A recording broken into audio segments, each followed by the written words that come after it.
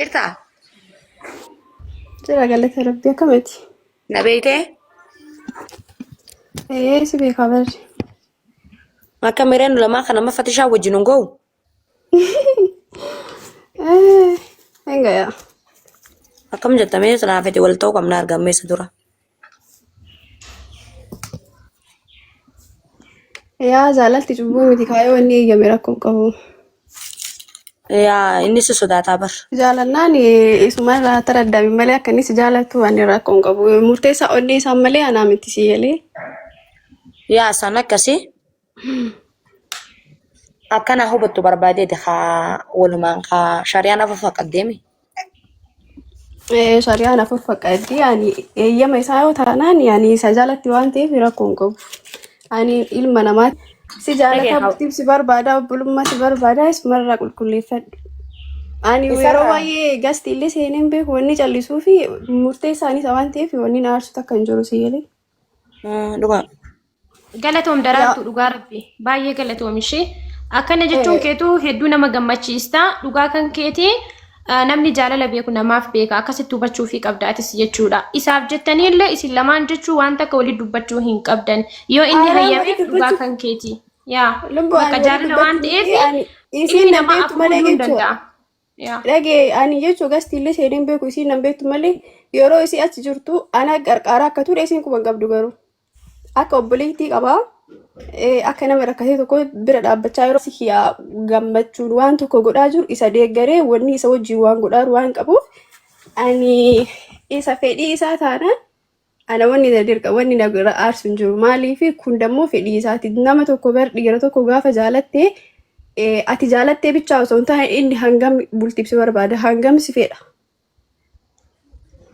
Yaa sun immoo dhugaa kan kee ta'e. Inni maaliif si fedha? Dhiiratu rakkoo qaba malee rakkoon si biraa miti sii fi dubartii biraa miti qarallee rakkoon kan jiru dhiiruma bira jechuudha.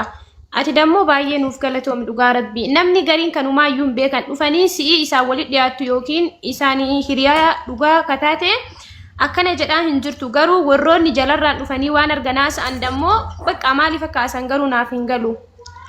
No haasa'uun hin ta'u kaa maaliif ilma namaati waan ta'eef namni yoo maayyimi wanni wayii ta'e malee namni hin beekne hin jiru si galee inni iddoo qabaatee fi akka isiin jaalattu san bultiif barbaaddu inni bultiif barbaada taanaaf filannoon kan isaati. An guyyaa takka waggaa meeqa miidiyaa kana fayyadama asirra bee dubbadhee illee hin beeku garuu akka waan isiin akkanumatti waa'ee kiyya yeroo si haasoftullee hawwamaan itti fakkaatu maaliif namni nama jaalate tokko jaamaadha ijaan qabu si galee. Ani jaalalallee waan beekuuf haasofni isii haasoftullee uummata akkanatti hin dhaga'amu. Yeroo isii waa akkana godhe jettullee uummata itti hin dhaga'amullee uummata itti fakkaatullee maaliif ani intala erga ta'e waan isii rakkisisaa yookiin beekuu dhabuu danda'a dhugaa ta'e soba ta'e sun murteessaan kan isaati. Inni tolee akkuma tina jaalatti si jaala dhaqee gaafa isii taqabbale sun murteen kan isaati. Ati hin dubbattu gaafsan hin dubbattu kaa hin dubbattuu miti kana waadaan Huseenta.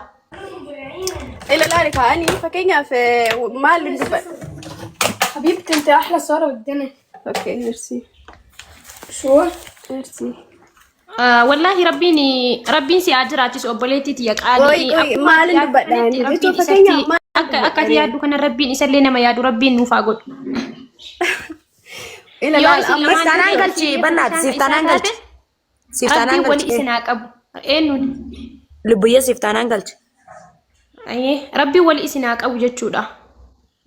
Yaa nama kana jechuu hin danda'u kaa hundaafuu waan kana jechuu hin danda'u maaliif anamma waan tokko dubbadhe maaliif akkas gooti maaliif isarratti waan taata maaliif jechuu hin danda'u maaliif murteessaan kan isaa isaati kanatti wannati beekuu qabdu jechuullee hin danda'u kaa maaliif nama maaf jaalatteen isa waqqasa malee namni maaf si jaalate jechuu hin danda'u miidiyaa kanarratti namni maaf si jaalate jechuu hin danda'u gaafa finna wajjin qabullee yoo ta'e namni maaf si jaalate namni maaf si faarsa jechuun maftiin qabu namnatu jaalate malee inni hin jaalanne isa onnee isaa waan beekuuf waan likkii isaa beekuuf akka inni eessayyuu hin deemne waan sila beekuuf waan takka dubbachuun narraan eegamu. Yaa dhugaa keeti. Kanaafuu wali beekuurra waliif beekuu wayyaa sii galee amma koomentii tokko irratti maaliif callistaa maaliif hin dubbattu maal dubbatan maal namatti dubbatan. Wanni dubbatan hin jiru.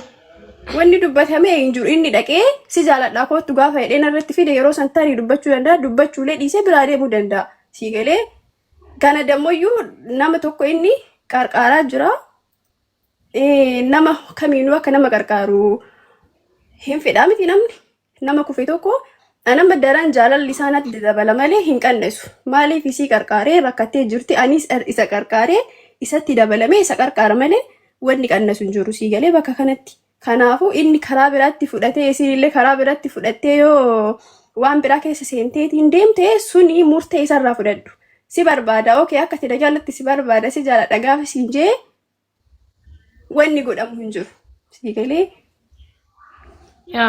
waluma qabatanii wajjin jiraachuu malee. Suni sun yeroo isaati sii galee sun yeroo isaati ta'a. Kanaafuu innummaan si jaaladhaa ishii bultiif si barbaada siinaa jedhu. Isaarraa wanta raddamtu ana gaafachuu maftiin qabdu jechuu kiyyaaba. Sun immoo dhugaa kan keeti. Isarraa dhumannaan dammoo dubartiin dammoo akka hin dubbannillee akka homaan jennillee kun beekamaadha. Jedhamullee murtee isaanii yeroo sanii kaa jedhullee fakkeenya nama jedhullee tarii yoo inni waan akkasii kan dubbatu tarii isa san dhiisuu danda'an sii galee tarii isa dhiisuu danda'a tarii miidhaa isii hubatee yookiin dammoo waan tokko hubatee gara si deemuu danda'a. Kun dammoo yoo murtee isaa miti murtee isaa ammas ka isaati sii galee nafnaa isaatii isii miti daraartuu miti isiin naa isaati gaafa jedhee sun murteen ka isaati ammas isuma gaafadhu. Akkasii arafaatoo dhageette ka lubbu. Kanaaf yeroo baay'ee daraartuu deenya maqaan kiyya akka dhaabuun fedhu sii galee akka daraartuu akkasii daraartuun maanna caaltii daraartuun midhaan yeroo gettu dhagahuun fedhu harafaati. Ani baay'ee si kabajaa isallee qarqaaree yookiin waan tokko sillee qarqaaree waan tokko akka ati taatu akka nama obboleettii qabutti waan tokko akkasii bira dhaabadhee yeroo ati wanta quba qabdu hin jiru namni asirratti yeroo na jaaladhu yookiin ammoo naaf hubadhu jedhi malee daraartuun maal isiin manna caalteetti isiin hin jedhiin ani sirratti limiti kan bareesii galee waggaa 5 deemnaan erga isaa wal bare erga wal jaalallee waggaa 5 deemna sii galee waan tirfii har'a asirratti isa faarsee waan jedhu miti waan maatiin beeku maatiin kiyyas kaisaas kan beeku namni hundi waan beeku jechuudha har'a lafaa kaatee dhufte daraartuun maal isiin dubara miti isiin akkasii miti yoo jettu jechuun qabdu. Isiin maqaa kiyya kaasuu osoo hin taane na jaaladhu maana jibbitee mikinaa sanatti kana gaafatta malee har'a maqaa kiyya kaasuu hin danda'amu. Okay, carraan haa kannuu ni dandeessan eegu takka. Ayyee dubbadhu. Daraartuu assalaamu alaikum. Waalaikum salaam. Akkinin jee hedduu galatoomi ulfaadhu jecha bareedaa deebistee leennoo beektaa ilmi namaa kun namni already namni wanti jaan kun harargeen jaan tuni adii dhabeeti beekaa dubbii adii gartee dubbii siidaa beeknaa beektaa. Waliin taa'an. Hanguma har'a ol seentee gastirrattuu yaada kan kee kana ibsatte kana osoo duraanillee gartee yeroo isaan gastirra dhufanii waa'ee kanaatiin taphatanillee seentee ibsatte hedduu tokko bareedaa ture namnilleen ifirraa hubata waan taateef. Innaa ammallee hedduu galatoomi dubbachuu kan keetiif baay'ee galatoomi. Isiinillee beektaa nama amma yoo dhugaa san dubbanne namni tokko rakkinni waan jiraate rakkoon ittiin hafanii beekee rakkoo tana keessumaa bahanii gargaaruu kan keetiif illee baay'ee takka galatoomi. Namni waggaa nama gargaaru rabbiif jecha nama gargaara malee.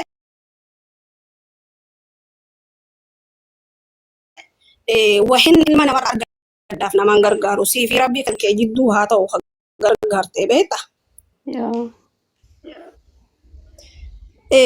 Amma silaa gargaarsuma ammaan tan akkanatti si gargaaraa ture maali jetta kanallee osoo inni akkuma amma eda dubbate sanitti duraanillee dubbatee jiraate wanni kun akkuma har'aa kanatti ifa baatina fakkaate. Maaliin fakkeenyaaf jechuun ifa wanti ba'u maalidha inni wayii si jaaladha jedheetiin walitti dhufanii rakkina waliif deemti. Dhugaadha Daraartuu dhiira hin amanin lubbuwati cadhisi dhiira namanii dhiirri amantee hin qabu ishee karaa barbaadanii walitti dhufuu danda'a waan ta'eef jarri dhiirri amantee hin qabu. Ati hin beektu waan ta'eef si sobuu danda'anii dhiiraaf jettanii hin jedhina. Aare dhiiraaf jennee aan jechuun wanta kan dubbanne baramman bariitii maara maqaa kiyyan kaasinii isuma jaalala gaafadhuun jee baramman badiin kiyya maalidha. Atoo maan balleessine Na amma isinillee beekin nama naafaa miti miciyyoon tun bal'aa miti nama ni rakkoo gannama qaba malee beeki namuu rakkoo keessaa ba'a akkuma jette san isaa oliif fiddi malee keessaa gadiiti miti eega hangana takka dubbiin hanganuma takka namaaf ifa ta'uu oolte beeki duraan siigaleen yoo namaaf ifa addaan baate wallaa obboleettii teenya siifis rabbi haa tolchu isillee hiree bareedduu rabbi haa baasuuf. Kanama bar waan haasa'uu hin qabne bara nama jechuun bari waanuma tirfii bari tirfii moo ofartan malee bari waan takka faayidaa hin qabu maaliif murtee kan taate harreen ni jaalladha ibsi barbaada gaafa namni tokko daangeessuu hin danda'u sii galee namni tokko daangeessuu hin danda'u. Ani guyyaa takkayyuu waan akkanaa kanatti isa dubbadheellee guyyaa takka hin beeku maaliif miidiyaa irratti hin argaa biroo darba sii galee maaliif biroodha gaafa inni dammoo afaan baasii jaalladha jedhee yeroo isaan walitti deemna yookiin ammoo yeroo isaan waan uffidamuu qabu dhufa malee hin jiru wanta akkasii sii galee jaalalaanii miti kan walitti dhufan. Yoo inni si jaaladha jedhee amma kaadaa jiraate suni rakkoon kan isaati ragaa wajjin qabdan fidii waan akkasiin je'eetiin sammuu keessi hiraarsee si dhiiseef sani nama qabaa mire namni hunduu. Mara lakkee wanni akkasii sunis wanti miti ati baay'ee takka galatoomii haala kullaal isin ganaa amma beektaa ilmoo namaa bilisa yeruma takka itti himanii ta'amma boodaan gahaa halaasi. Daraartuu bee wanti qabadhu jaarsaa Daraartuu siitaan akkasin jedhini siitaanaani wanti itti himan hin jiru siitaanaani waa ofiirraa dubbattee jirti. Ani yoo inni hayyame rakkoo hin qabu yoo inni jaalatees jedhe jaalala waanan beekuuf wanti godhu hin jiru ani isa malee murteessaan anaa miti ani hin jaaladha. Na'am dhugaasiiti. Arafaatisaa hin jaaladha dhasbuufi kabajaanis jettee jirti. Isiin waan ofii qabdu fixattee jirti isheen dhugaa isheeti waan dhugaa isii jiru tokko dubbattee jirti bakka rakkoon isa bira malee ishee biraa miti jechuudha. Isa birallee rakkoon takka jirtu natti hin fakkaanne Arafaat arraan booda gaakunoo amma waa'ee gartee mawdu'a obbolummaadhaa asillee qabattee daraartullee obbolummaa saniin qabattee fatillee obbolummaa saniin qabattee nutillee nu gammachiisuu qabdi. Marabbaa. Sirratti waada seena nama 200 fi nama 30 irratti kunu. Hangana sirraa barbaanna qaalii teenya hedduu si jaalanna waan taateef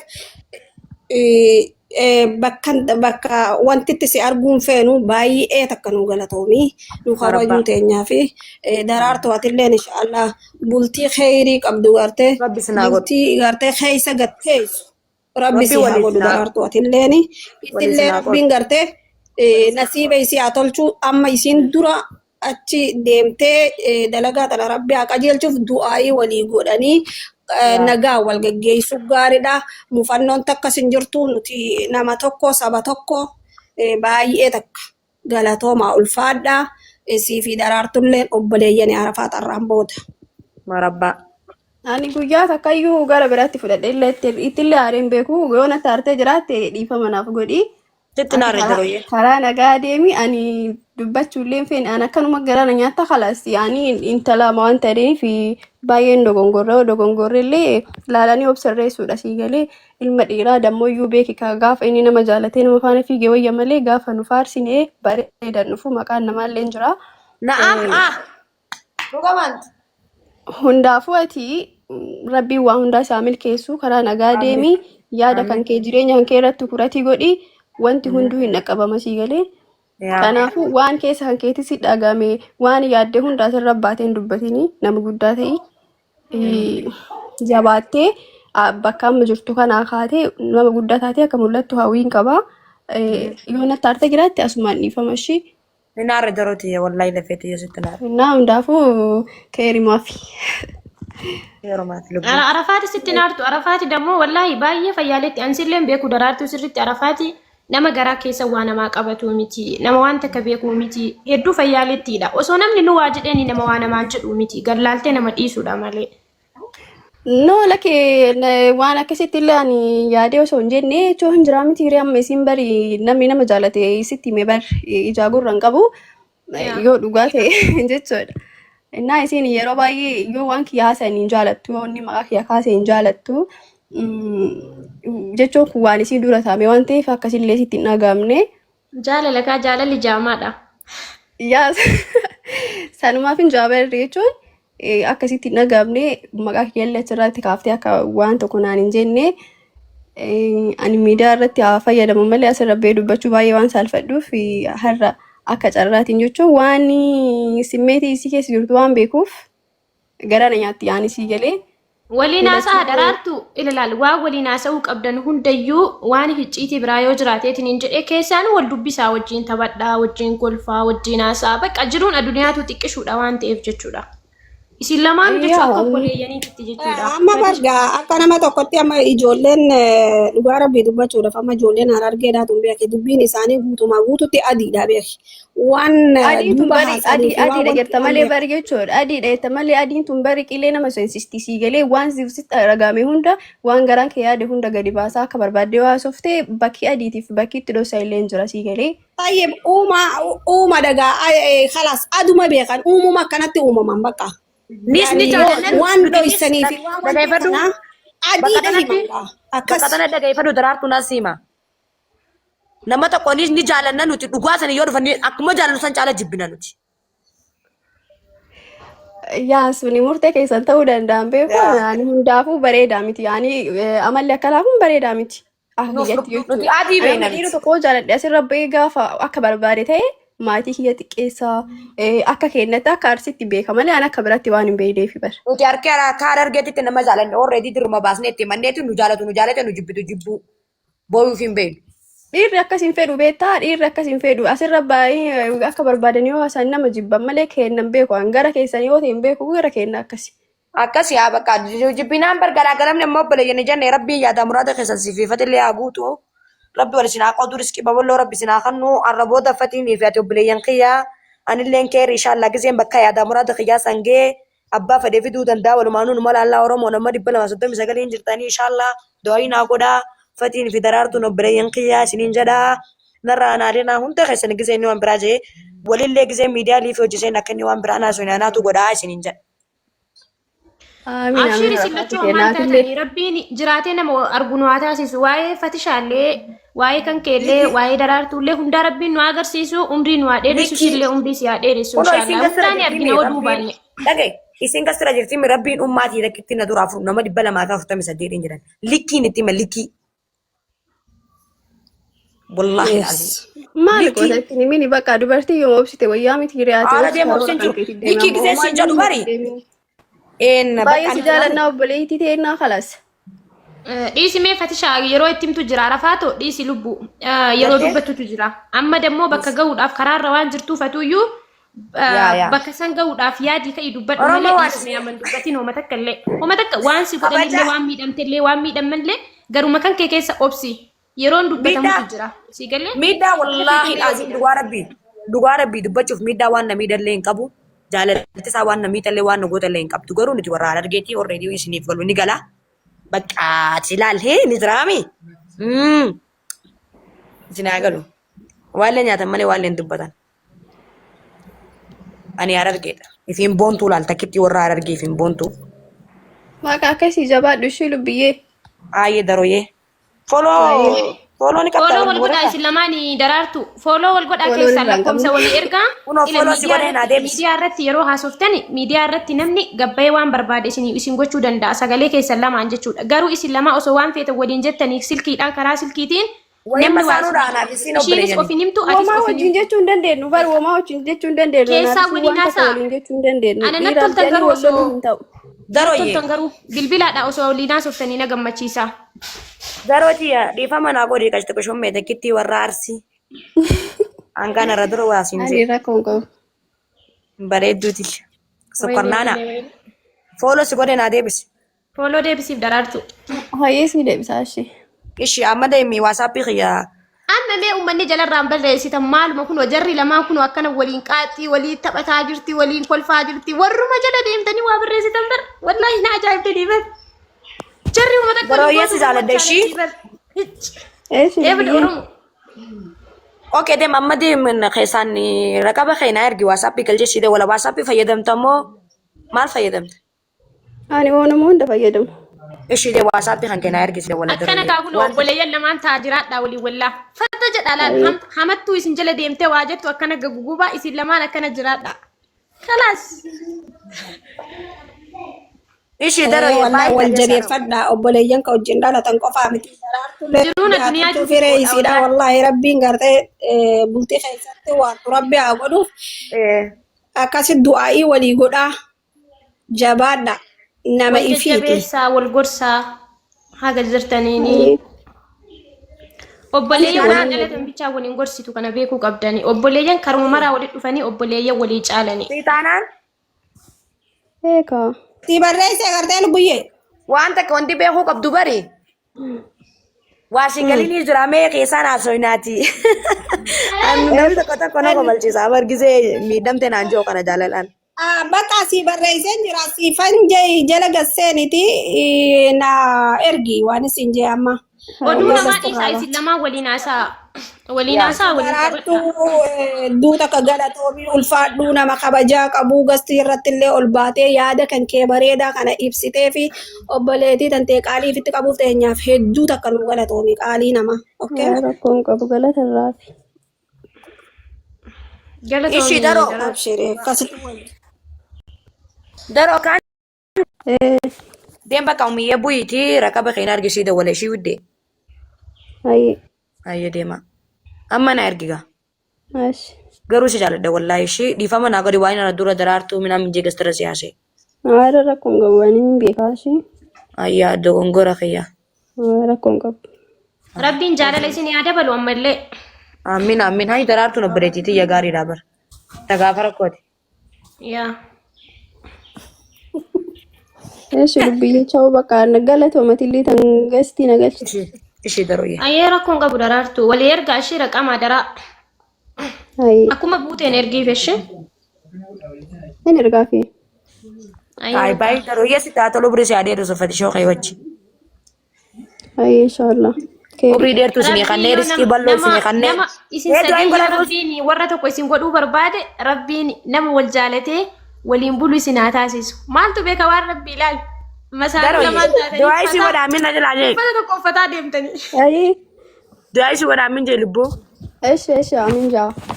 Garaa qulqulluun isii godhaamin jee du'aa intu sii qeebaluu dandeesse. Hikmi uummata waliin fiddee waliin ooftina hin jedhina jala teettanii. Eessi dubbii amin jedhaarani Rabbii yaada muraada keessa yaa guutu. Amin. Rabbii illaan addunyaa kiraa rabbii illaan siififate riskii babal'oo fi ilmoo rabbi sinaa qabu. Amiin. Amin amin. Haasidaa isti rabbi sinirraa haa qabu. Amin. Riskii babal'oo laal tadhuman qabne laal rabbiin jaalala laal jaalala akka saalbaa jaarra naqatanii boru firraa baasanii miti fi kiris kan maqaa bee jaalanga qabne rabbi sinaa kan. Amin. Amiin. Warra harri wajji filate sinaa godhu warra wajji turu warra wajji waaru warra wal kabaju warra addunyaa akiraa leeksii jannata keessa illee jaarsaa jaartii wajji jiraatu rabbi sinaa godhu. Amin amin. Amiin. Akkasitti ilaal wallaahi ni baay'ee takka garuu maaliif ammallee hangaan bakka yaada san ga'uu gaafa takka kun nagarii isinumaaf hin dubbaddaa min dubbadduti akkasii yaada muraada keessa rabbi kalmaan isinaa ga'uu tanaa dhugaa rabbiin izzati amma isifu wasalaamu saliim alhamdulillahi rabbil aalamiin yaa aziizaa karim yaa rabbal fuud fatishallee rabbi burisi adeeru. Andammoo wanti jedhu yaa rabbii kiyati arafaatoo fi daraartuu yaa rabbi obboleeyyan wal jaalatu masaanuu lamaan ka uummanni ta'u yaa rabbi nu godhi. Arafaatoo jidduu jara lamaan yaa rabbi nu haali. Kana ooftamma. Yaa rabbi jara lamaan jidduu nu godhi. Sadiinuu nama waliin jiraatu yaa rabbi nu taasisi. Wallaahi jaalalaan jechuudha.